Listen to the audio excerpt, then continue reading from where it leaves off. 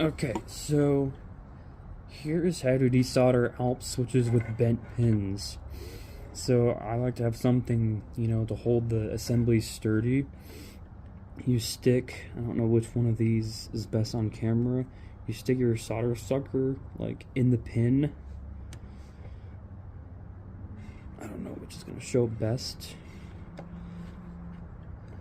And you stick your iron in.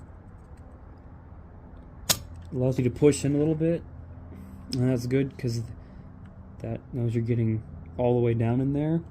Suck it up, and you can test it by like wiggling the pin to see if it's loose. And just like that,